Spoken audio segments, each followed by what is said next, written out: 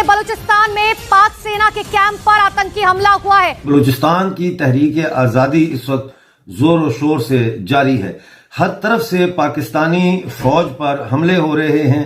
रोजाना की बुनियाद पर पाकिस्तानी फौजी जो है वो मारे जा रहे हैं। दहशतगर्दों की बलूचिस्तान के इलाके हरनाई में FC चेक पोस्ट पर फायरिंग। गुज़िश्ता रात के वाक़े में शदीद फायरिंग से 7 अहलकार शहीद हुए।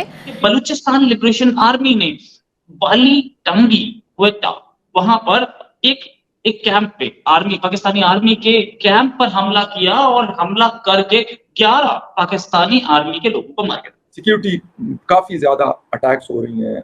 देखा जाए तो पाकिस्तानी मुख्तलिफ फोर्सेस जो हैं उस पर पे दर पे हमले हो रहे हैं पाकिस्तान के मुख्तलिफ इलाकों में, खासतौर पे बलूचिस्तान और खैबर पख्तूनख्वा, जो कि वली तंगी कोयटा के पास एक जगह है। वहां पे पाकिस्तानी फौज के कैंप पर बलूचिस्तान लिबरेशन आर्मी के सरमचारों ने हमला किया। उसमें 11 पाकिस्तानी फौजी जो है उनको हलाक किया गया। ये पाकिस्तानियों में है ये खाज की प्रॉब्लम। मैं आपको बता रहा हूं दोस्तों, मैं तो जानता हूं अच्छी तरीके से। इनको खुजली है, जहां पे इनको लगता है ना कि इनका अपर हैंड है, वहां पे पाकिस्तानी हावी होने की कोशिश करते हैं। पाकिस्तानी आर्मी अपना हेडक्वार्टर छोड़ के भाग गई थी, यहाँ पर अपने कुलीग्स और अपने वेपन्स छोड़ के भाग गई। सारे के सारे वेपन्स जो हैं वो BLA के हाथ में पड़ चुके हैं। 2 पोस्ट जो थी उनको मुकम्मल तौर पर बलूचों ने तबाह कर दिया और पाकिस्तानी फौज के जो बाकी लोग थे वो कैंप छोड़ के भाग गए, लाशें भी वहीं छोड़ के भाग गए। दोस्तों, पाकिस्तान एक ऐसा जानवर है जिसने अपने दोबारा से पागल कुत्ते की तरह उन्होंने फिर बाइट करना शुरू कर दिया है।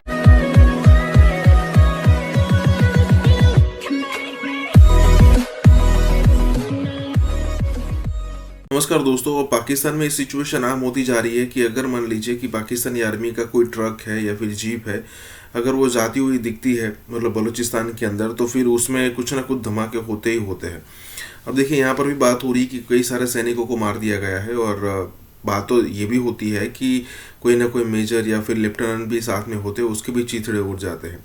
देखिए पहले सिर्फ बलोच लिबरेशन आर्मी हुआ करती थी जो कि इतने भी हमले नहीं करती थी, लेकिन पिछले अगर 2-3 सालों से देखो तो ये हमले बढ़ गए हैं। अब BLA को भी एक शक्ति मिलती है, उनको ताकत मिलती है TTP से, कि दूसरी तरफ TTP ही जो है वो भी कोहराम मचा रही है।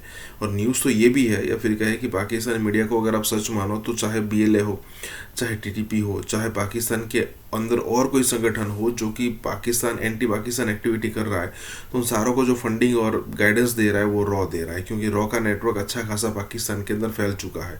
तो जो इन्फॉर्मेशन बेस होता है वो रॉ प्रोवाइड कर देती है। तो यहाँ पर यही बात हो रही है। इसी के साथ ये वीडियो शुरू करते हैं।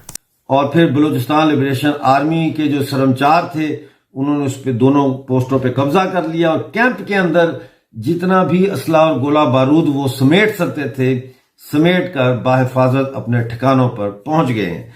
तो 11 पाकिस्तानी फौजी जो है कोयटा के पास वहां पे ये हलाक हुए। इसके अलावा नाजरीन अभी जो मेरे पास खबर आई है आज की, वो है कि बलोच रिपब्लिकन गार्ड्स जो हैं उनके जो तर्जमान है दोस्तीन बलोच, उन्होंने बताया है कि पाकिस्तानी फोर्सेस पर बम से हमला किया है BRG बलोच रिपब्लिकन गार्ड्स ने, और उसके नतीजे में उनको काफ़ी जानी और माली नुकसान हुआ है पाकिस्तानी आर्मी को। लेकिन मजीद तफसीलात जो है वो अभी आना बाकी हैं कि कितने लोग उसमें मारे गए। इसी तरह काउंटर टेररिज्म डिपार्टमेंट जो है फौज का ज़ैली अदारा, उसके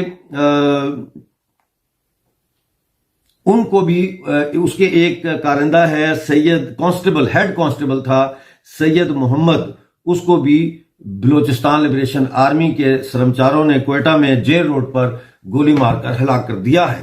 तो इस वक्त पाकिस्तान जो है वो डेस्परेट है कि किस तरह से जो है वो इस हालत पर काबू पाए। All the camp were fully captured while their arms depot was fully destroyed with rockets, killing all enemy personnel. ये चीज इन्होंने बोली है, मतलब एनिमी के यानी कि पाकिस्तानी आर्मी के, उनके एनिमी है Pakistani army Baloch liberation army के। उन्होंने बोला हमने सारे वहां पे मार दिए लोग और बाकी भाग गए। ये जो वाली टांगी है एरिया, इसमें कुछ उन्होंने माना है। पाकिस्तानी आर्मी छोड़ के क्यों भागती है हर चीज को? इनको डर लगता है, बैटल हार्डन आर्मी तो नहीं है ना, इनको डर लगता है कि सामने वाला गोली मार देगा, और गोली मार दी तो 72 होने तो बाद में मिलेंगे। मेरे बच्चे कहाँ जाएंगे यार? आर्मी ऑफिसर तो पैसे खा जाते हैं, मेरा क्या है? ये भी कभी कभी पाकिस्तानी आर्मी कभी कभी ऐसा भी कर देती है कि खुद ही पैसे ले लेती है कि ठीक है पैसे दे दो हमें, हम भाग जाएंगे, आप हमारे हथियार ले लेना, हथियार के पैसे मिल गया, वो भाग गया। ये भी हो जाता है, लेकिन इसमें हुआ है कि नहीं, मैं ये गारंटी नहीं ले सकता हूँ। तो खैर हम पहले भी खैर हमारा कोई कंपैरिजन नहीं था भारत के साथ, लेकिन अब तो हम इस हाल में आ गए कि वो शायद हमें दुश्मन भी नहीं मानते। दुश्मन होने के लिए भी कोई थोड़ी सी तो इज्जत होनी चाहिए ना, तो बंदा कहता है चलो ये हमारा दुश्मन है। पाकिस्तान की सिविलियन सेटअप को चलने ही नहीं दिया जाएगा। आपको G20 कॉन्फ्रेंस के अंदर नरेंद्र मोदी के इर्द गिर्द कहीं इंडियन आर्मी चीफ नजर आए? सवाल ही नहीं पैदा होता। एक प्रॉपर मुल्क है, फंक्शन कर रहा है, पाकिस्तान एक प्रॉपर मुल्क ही नहीं रहा इस मिलिट्री इंटरवेंशन की वजह से। आरजू, किसने कहा है कि हिंदुस्तान हमें दुश्मन मानेगा तो उससे हमें कोई फायदा होगा? हिंदुस्तान को दुश्मन बनाने का फायदा तो सिर्फ और सिर्फ पाकिस्तान आर्मी को है। जब तक इंडिया से दुश्मनी का चूरन बेचते रहेंगे तब तक डिफेंस बजट को जस्टिफाई करते रहेंगे।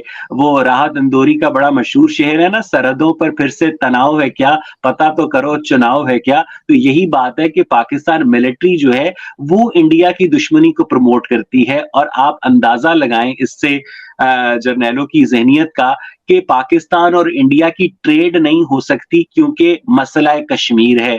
पाकिस्तान और इंडिया के दरमियान स्टडी एक्सचेंज नहीं हो सकती क्योंकि मसला कश्मीर है। पाकिस्तानी सिनेमाओं में इंडियन फिल्में नहीं चल सकती क्योंकि मसला कश्मीर है।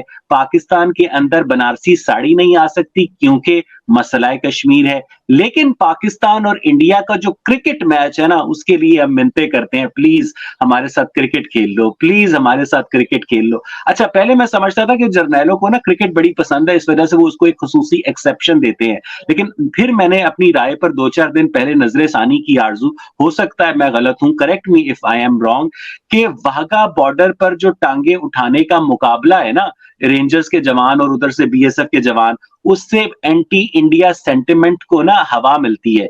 इसी तरह पाकिस्तान और इंडिया का जब क्रिकेट मैच होता है ना आरजू, तो आपके सारे चैनल्स जो होते हैं भरे होते हैं ऐसे सिकंदर बख्त जैसे तज्जियाकारों से, जैसे पता नहीं तीसरी आलमी जंग छिड़ गई है, उससे भी एंटी इंडिया सेंटिमेंट को हवा मिलती है। Please try to get my point कि पाकिस्तान इंडिया मैच को एक जंग में कन्वर्ट करके एक नॉर्मल मैच से एक दिनों दुनिया का जो मार्के में तब्दील करके और बलूची को तो ये बलूच को तो अपना मानते भी नहीं ना, किसी के सके नहीं। तो बलूच लिबरेशन आर्मी जो कर रही है, वो यहाँ पे बलूच रिपब्लिकन पार्टी वो बता रही है कि भाई हमारे साथ एट्रोसिटी हो रही है, तो बलूच लिबरेशन आर्मी उस एट्रोसिटी का बदला ले रही है। बेसिकली ये हैंड एंड ग्लव वाली सिचुएशन तो नहीं है, लेकिन हाँ दोनों एक मिशन पे लगे। और मैंने इससे पहले इंटरव्यू किया था बलूच लीडर्स का, तो उन्होंने ये बोला था कि हर कंट्री की अपनी एक आर्मी होती है, तो हमारे पास बलूच लिबरेशन आर्मी तो है, तो गलत क्या है, होनी भी चाहिए, ऐसा कुछ उन्होंने बोला था। हालांकि मैं अग्री करूं ना करूं उससे कोई फर्क नहीं पड़ता ना, मेरा तो कुछ लेना देना नहीं। आगे बात करते हैं। चित्राल के जो रेजिडेंट्स हैं वो बोल रहे हैं आसिम मुनीर को, आर्मी चीफ को, भाई एक बार विजिट तो कर लो चित्राल आके। हालांकि उन्होंने सीधे नहीं बोला, उन्होंने बोला कि आके देखो अच्छी जगह है, हम आपको कितना सपोर्ट करते हैं। सच ये है कि वो दिखाना चाहते हैं कि कितनी प्रॉब्लम में, आके देख लो, आधे में टीटीपी घुसा हुआ है। और जाएंगे नहीं वहां पे, इन्होंने डिमांड रखी है पब्लिक में, पाकिस्तानी अखबारों में खबर छपी है, मैं बता रहा हूँ डॉन से मैंने खबर उठाई है। अगर पाकिस्तानी अखबार से डॉन मैं पढ़ता हूँ तो उनका ISPR भी पढ़ता होगा। और आर्मी चीफ वहां जाएंगे नहीं, क्योंकि आर्मी चीफ को पता है वहां पहुंचे और सरतन से जुदा या 72 उम्रें वहीं से मिल जाएगी, लौट के आने की नौबत नहीं आ पाएगी, क्योंकि वो चित्राल में उनको आर्मी चीफ है कौन है वो परवाह नहीं करते हैं बेसिकली ना।